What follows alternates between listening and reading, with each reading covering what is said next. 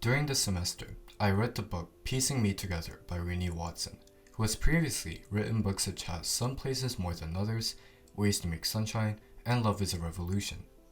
A main aspect of Watson's books is that they all handle black people as the main characters and blackness as the main topic. As many of her books do, the most brought up topic in Piecing Me Together was blackness, how it was to be black, how harsh it is to be discriminated against, the question of whether the black should conform to social norms or not. I decided to make a video documentary regarding racism, as the topic seemed to be the most controversial and relatable out of all themes from the book.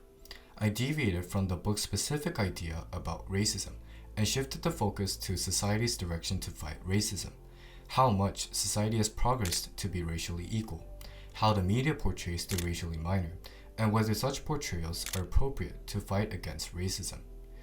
I believe society has definitely put its effort into fighting racism throughout the past decades, especially after the George Floyd incident. The Black Lives Matter movement rose, where millions protested against racism and inequality. However, such protests often lead to violence, more conflicts, and further polarization between the two sides of the conflict. In media, I believe there is a tendency to overprotect the racial minorities, to the point where the racially major ones are portrayed as saviors of the minority, known as white saviorism. Movies such as The Blind Side and books like To Kill a Mockingbird have been controversial for such topics. I decided to interview Eunice Park, who is my friend living in Hawaii. She currently attends Iolani International School, located in Honolulu. As an Asian who lives in a non-Asian, culturally immersed environment, I thought Eunice's insights regarding society's progress and racism would definitely contribute highly to my project. As an Asian, do you think you're in racial minority? Well, if I go abroad to Western countries, yes, I think I am in racial minority. So you live in a community where different races are merged together. Mm-hmm. Do you think that helps solve racism, or do you think that induces more racism? I think it helps solve racism because if you've grown in a community where there's many different races since you were young, you're very used to that environment, so you're used to different races, different cultures. But if you're raised in a very homogeneous community, you're less likely to get exposed to other cultures, maybe possibly making you to be more racist towards others. I haven't been directly excluded or offended racially, but when my mom was at a mart in Canada, this cashier was kind of not very nice to my mom. She was kind of rude just because my mom wasn't able to speak English as fluently as the native speakers there. I think there are multiple ways that it's being handled. Mostly, I think the first thing that comes to my mind is the BLM protests. I think a lot of people try to handle racism through education and raising awareness through protests. Do you think the media is overly protective of racial minorities? To a certain extent, yes, but I think it is important for some people who do not realize what racism is to be aware of what it is, but I think if we do it too much, it's going to exaggerate racism too much. I think it depends on, I think it's case by case, but sometimes I do see news that seems to be overly protective of racial minorities, but sometimes I think it's important for the media to report such events because it shows that racism is still happening. I don't think they should exaggerate nor undermine any stories. I think they should just portray stories as it is in order to show racism or how racism is being exaggerated. I think they should be treated as just as equally as the majority, because if we treat them better than the majority, I don't think that's gonna do anything good. Do you think they induce racism or white saviorism? Not really, but sometimes yes, because sometimes the media exaggerates events, sometimes they don't, so it really depends on case by case.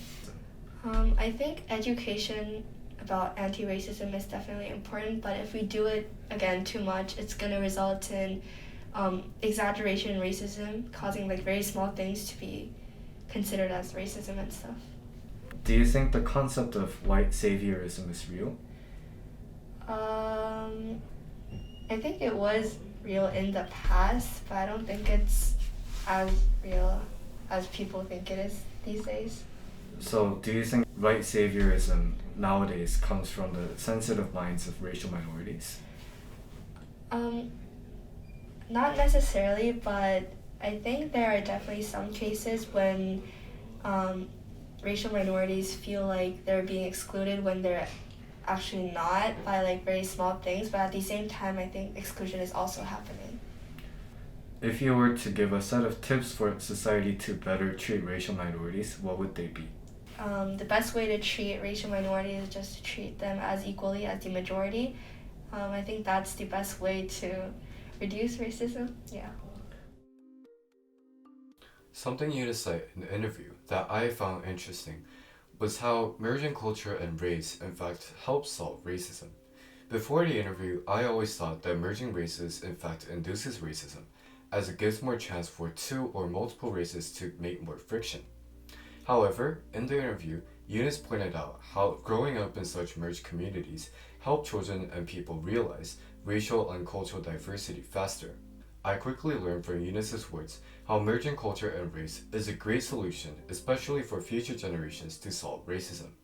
I also realized how isolating culture, which was what I thought was a great solution initially, might in fact induce racism, just like how racial segregation did back in the 1960s and 70s in America.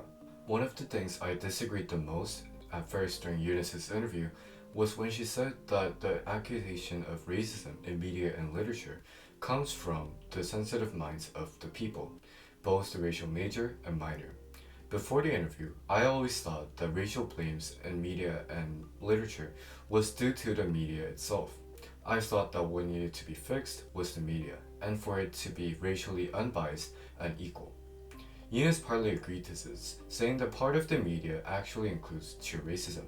However, she added on that part of the accusation of racism in media and literature comes from the sensitive minds of the people who blame on things that were barely counted as racism in the past. This made me think, perhaps what makes racism so controversial among people nowadays is the fact that people are consistently perceiving racism and race itself. Before the interview, I always thought that the most ideal solution to solve racism in media was to change media itself. I always thought that media and literature were the ones to change from its unequal, biased state to a racially equal state for every race of every kind.